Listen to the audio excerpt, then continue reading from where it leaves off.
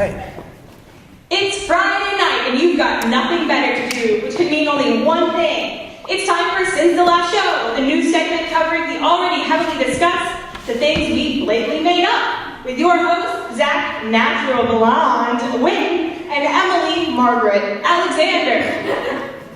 Welcome once again to Since the Last Show. We may not be Fox News, but trust us, we sure are Foxy.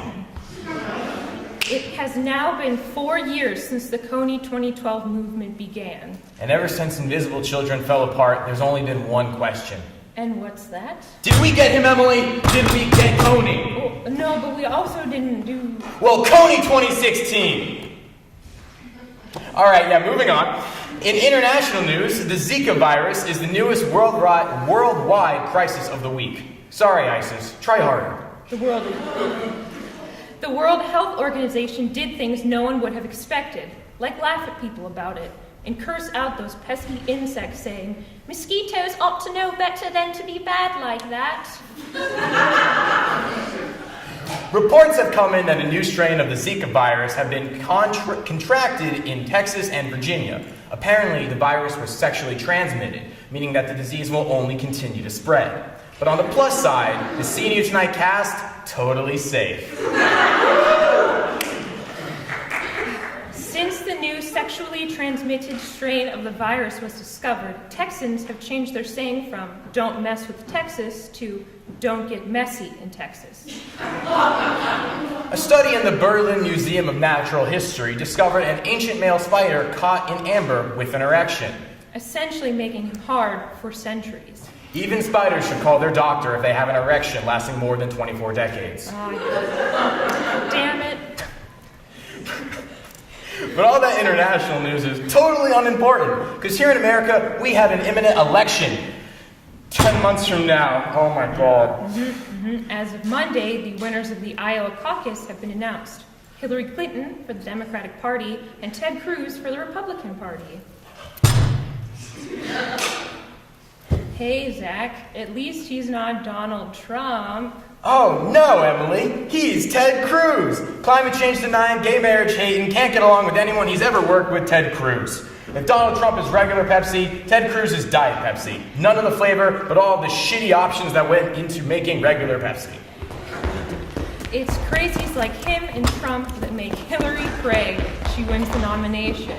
Email, scandal, and Wall Street connections be damned. As long as she's able to show up and act less robotic than the Terminator, she'll have a major advantage over 90% of the Republican candidates.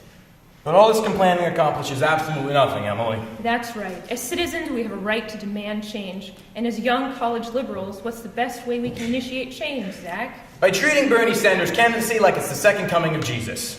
Spread the good news. Post everything to social media. Bernie Sanders interviews, voting records, that folk album he made, his speeches. Even his nudes? Especially his nudes.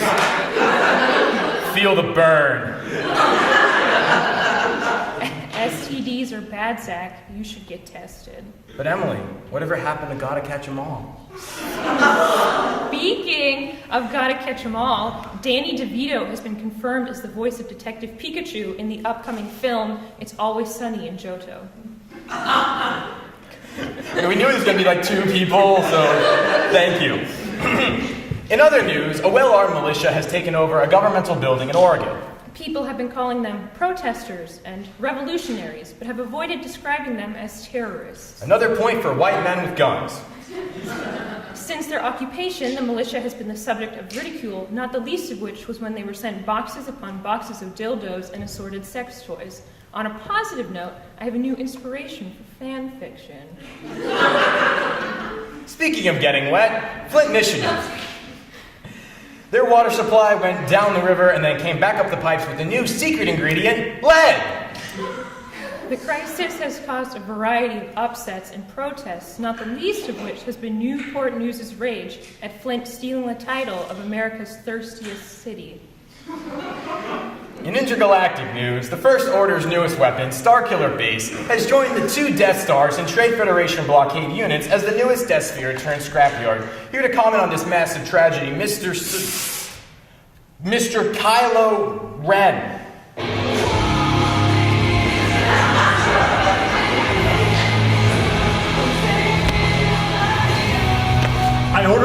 traditional Imperial March be played when I enter. Trust us, this suits you better.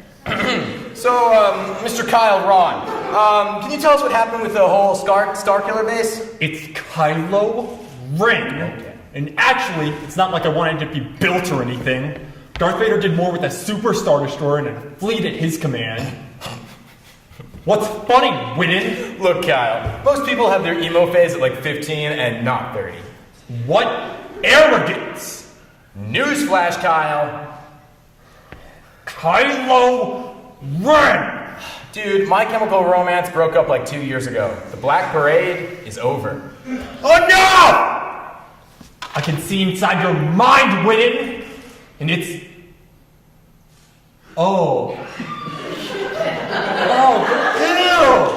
Mr. Wren, what do you see? Porn! So much porn! I mean, lesbian and... goat porn? Well, Mr. Wren, do you have any other comments on the Starkiller base tragedy? Yes, I do, Emily. To the rebellion, to the resistance, whatever else comes after us. We are tired. We are tired of you busting our balls! First it was the Death Stars, now it's the Starkiller base. Please just show some mercy and stop busting our balls! Treat our balls with a little bit of respect. Do you know how much manpower it takes to run those balls? And what man goes for the balls? It's a coward's tactic. You will never beat us in the long run because no matter how many times they get blown, we still have massive, laser-shooting balls of steel! Mr. Kyle Ron, everybody! A bona fide lord of the shit! It's Kylo Ren, Lord of the Sith!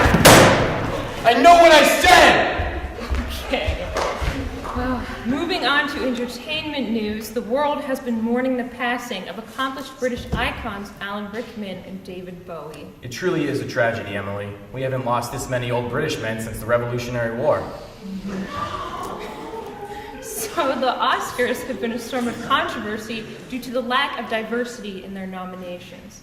This has caused Michael B. Jordan, John Boyega, Samuel L. Jackson, and the cast of Straight Outta Compton to come together and make a new movie, Straight Outta Oscars, featuring Leonardo DiCaprio. On to campus news, the captain's ball is tomorrow. Woo, I'm not going. The theme this year is the RMS Titanic, as if Captain's Ball wasn't already a sinking ship filled with rich people.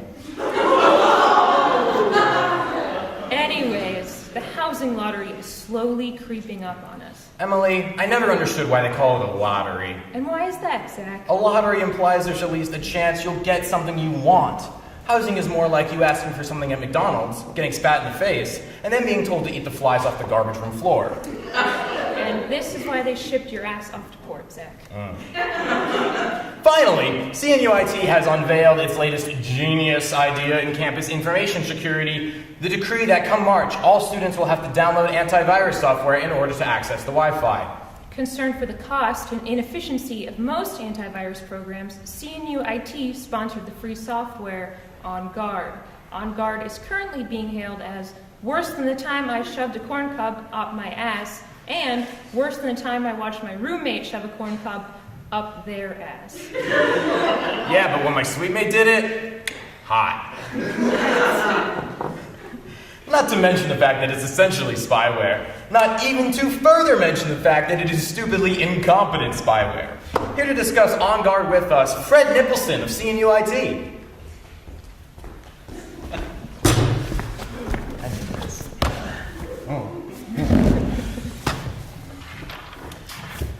Welcome to the show, Fred. Is everything going all right? Yeah, no.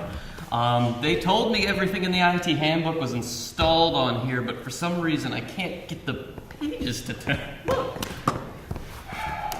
All right, so what do you have to say about On Guard, Fred? Oh, well, I think it's a really good idea. I mean, students really need protection against viruses nowadays. Wouldn't want them to download something that would hurt their computer. Well, actually, viruses don't really work like that, dude. Oh, Zach. That's preposterous. Next thing you'll tell me students have found a way to download movies on the Wi-Fi. No, the next thing I was going to tell you was to eat shit. Look, Zach. I know how viruses work. We can't let students download willy-nilly, or malicious parties will be able to hack our uplink to the download and hose down the domain firewall and have instant communication network access ports World Wide Web. Okay, first, what? Second, Fred, antivirus programs don't even work anymore. Nonsense. I downloaded Norton Antivirus 6 years ago and I haven't gotten a single virus. Mostly because they spent those 6 years opening Internet Explorer, but still, you can't argue with numbers like that. Look, Fred, why not, instead of forcing students to download your shitty spyware, that you just trust them not to be complete idiots? Alright, look guys. I'm gonna let you in on a little secret. Not very good with computers. No. It's true. No one in CNU IT actually is. We're pretty much a bunch of incompetent monkeys when it comes to fixing students' computers. And people actually trust us. This whole on-guard thing is to make it impossible for anyone to get a computer virus and come asking for help. And if they download it, if they don't download it, they don't get Wi-Fi, so they don't get viruses. So basically, you're saying you'll cut students' internet access if they don't download the software, but by downloading the software, students will open themselves up to being spied on by the school? Exactly. Cool. So they won't know how wildly incompetent CNU IT is. I'm glad you understand. You do realize everyone can still get access via Ethernet, right? Oh, Emily, silly. It's pronounced internet. And that's the news, everybody. Until next time, I'm Zach. You can just uninstall OnGuard and still get online with... And I'm Emily. Good night, everybody.